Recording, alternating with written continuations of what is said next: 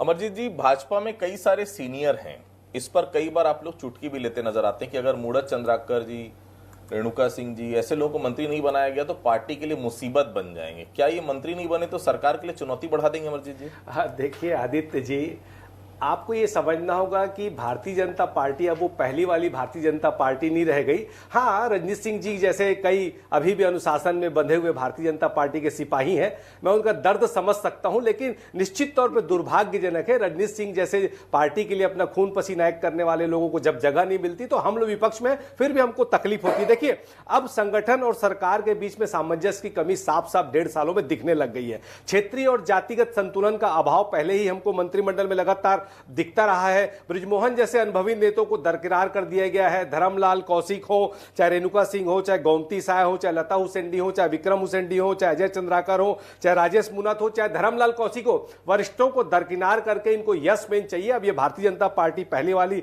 Bharatiya Janata party नहीं रहेगी। बस्तर के साथ लगातार ये नाइंसाफी कर रहे हैं, और तो और मंत्रियों के विभागों में भी लगातार हम असंतुलन देख रहे हैं। महिलाओं को भी उन्होंने पर्याप्त प्रतिनिधित्व नहीं दिया है। तो ये जो भारतीय जनता पार्टी है वो पहले वाली भारतीय जनता पार्टी नहीं रही। यहां चाटुकारों को और दरबारियों को ही स्थान मिल रहा है। अब भारतीय जनता पार्टी के लिए मेहनत करने वाले कार्यकर्ताओं की अब भारतीय जनता पार्टी में कोई स्थान नहीं है। अनुशासन सिर्फ दिखाने के लिए कागज में अब भारतीय जनता पार्टी में जिंदा रह गया, वो साफ दिख रहा है। और बृजमोहन का जो आज लेटर बम फूटा है उससे भी साफ स्पष्ट समझ में आ रहा है कि उन्होंने जो बीएड शिक्षक कर्मियों को लेकर सरकार को कटघरे में कहा। हमने अभी देखा विधानसभा के सत्र में कैसे भारतीय जनता पार्टी के वरिष्ठ विधायक लोग अपनी ही सरकार को कैसे कटघरे में खड़े करके गुटबाजी का वहां पे खुला प्रदर्शन कर रहे थे। वो सब देखने के बाद हमको ये समझ में आता है कि जैसे इन्होंने बृजमोहन को दरकिनार किया वैसे ही ये सारे वरिष्ठ लोगों को दरकिनार करके नए नवेले यस मैन जिनको कुछ समझ में ना आता हो और सरकार कहीं और से चलेगी, उन नाम के मंत्री रहेंगे, विभाग कहीं और से चलेगा, इसकी पूरी तैयारी है। लेकिन हम बहुप्रतीक्षित वो तारीख का इंतजार कर रहे हैं